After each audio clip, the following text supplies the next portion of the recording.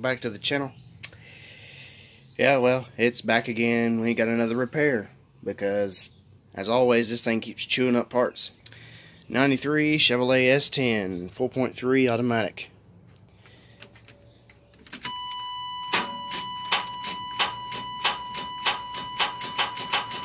Yep, starter went bad. That's all I get. So, I guess that means I'll be showing you how to replace a starter on one of these. Since there's not many videos out there to really show how to do that. You gotta disconnect the battery. I usually go to the negative side.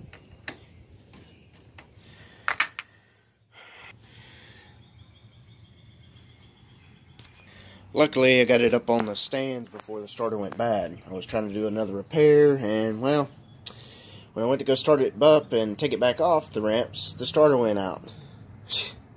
My luck just never gives up.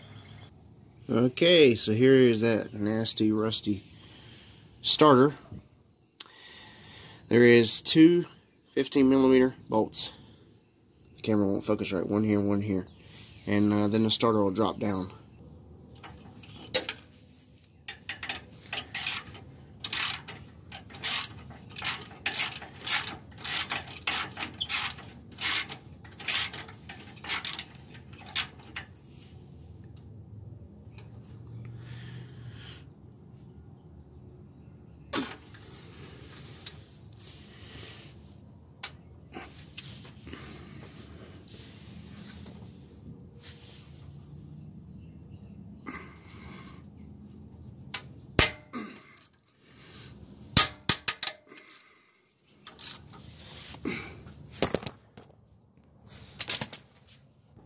Alright, so we wiggled the starter out.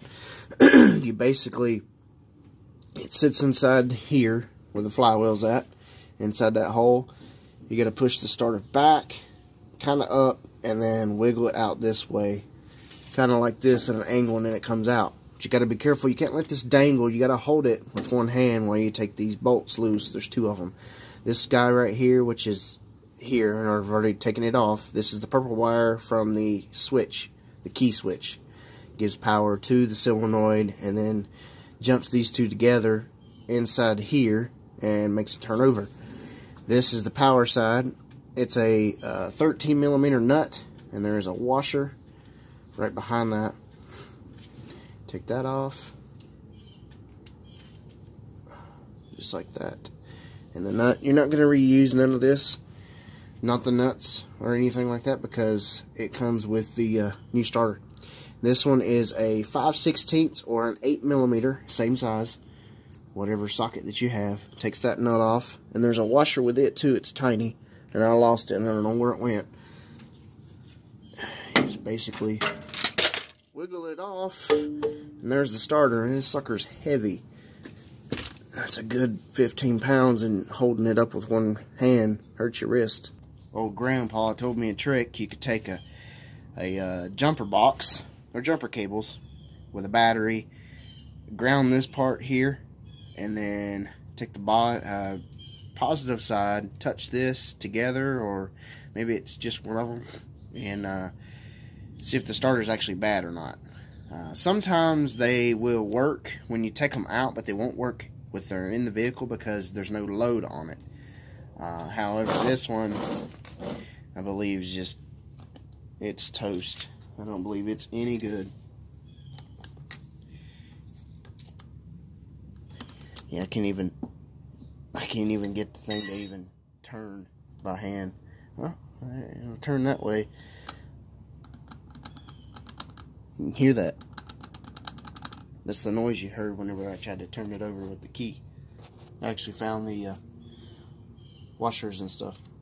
I put these on because you got to take this starter and turn it in for a core, or you're going to get charged for that. We got to go to parts store, pick up the new one, and then should be it. Alright, so a couple days later, and look what shows up. Duralast Gold, brand new starter. Not a reman, I mean actually brand new. Retailed at like $127.99. but with my discount I got it down to about 70 bucks. So all the information in enough. Here is the part number for it. Comes with lovely instructions that I'm not going to read. Turned the whole one in. It was a $40 core. This right here is a lot different than the other one. Made different. A few things I noticed different was this right here, this stud sticks out way far. The other one had this all the way up against here. That's just one thing I noticed. And like I said, here's the new nuts in the washer. And you got a new one down here in the washer. That's why I said you don't need to keep the old one. This right here was a little bit bigger on this one compared to the old one. I hope that doesn't affect the flywheel, or the flex plate, I mean, in any way. I didn't count the teeth, but those should be the same. And yeah, so it's all shiny, and we're putting it on a rusty truck. Lovely. Take some sandpaper. This is 50 grit, I guess. And this is about the thinnest I've got. I ain't got nothing any thinner, but you don't want nothing aggressive is what I'm trying to get at. I just want to clean the surface and end parts where they make the contact at to the starter. It's got a little bit of corrosion on it, and I just want to make sure it's got excellent connections, because the last thing you want is it's still not cranking over because the connections were bad.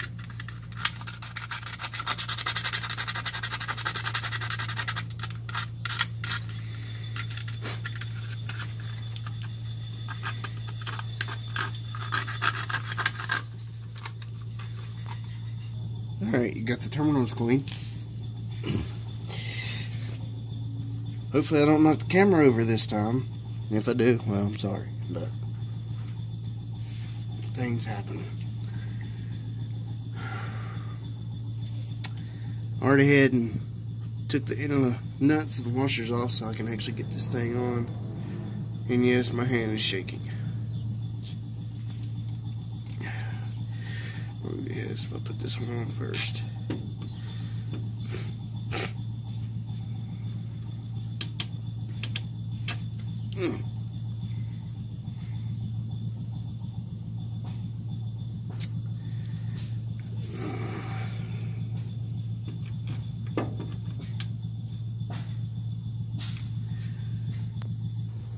Alright, the connections are on there,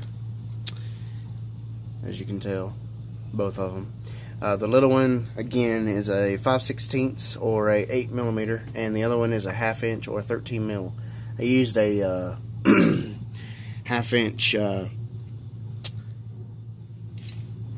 line wrench to get that on because it was easier and to keep it from stripping. So now the fun part is getting this guy shoved back up in there because everything is in the way. Everything is tight and snug. Now the last thing to do is get it in here, which is easier than said and done.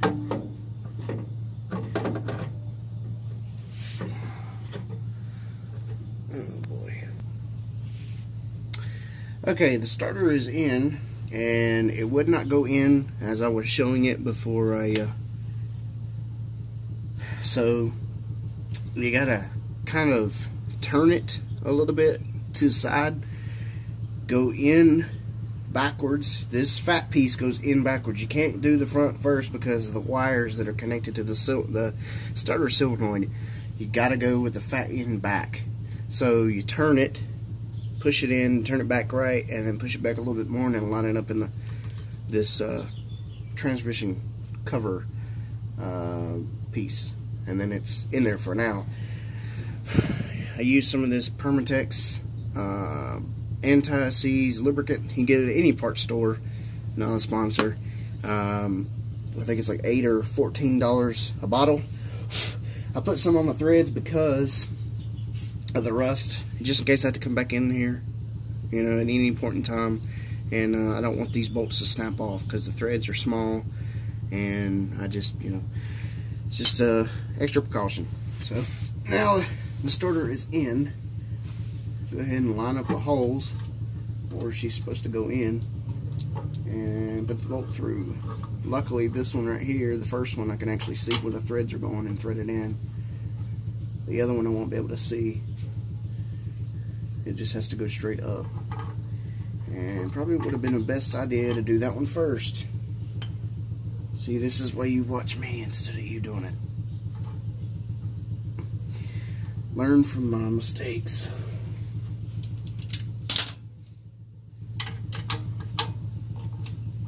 Come on, get out of there.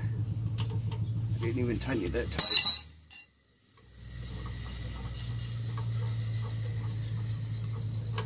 Come on. Alright. I guess we'll just put this one over there.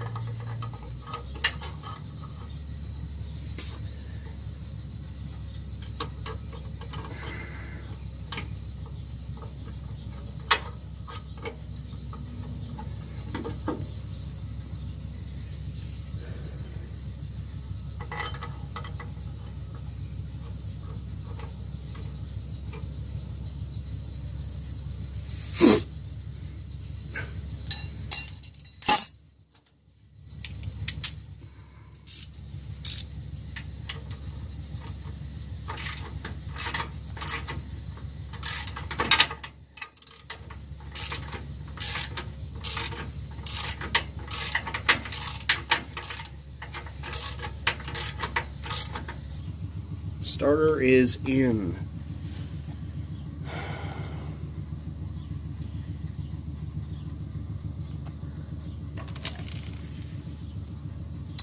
Alright, let's go and check up top, make sure the connections are not touching anything, and hook up the battery and see if it works.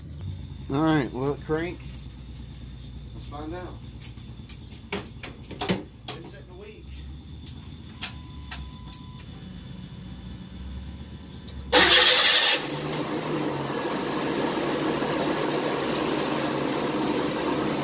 Okay, I do not like that sound. That sounds so weird. But there you have it. It's fixed. It's running again. So I guess that's going to do it for this video. If you have any questions or comments, leave them in the bottom. I'll try my best to get to them. And like this video, give it a big thumbs up. Appreciate it.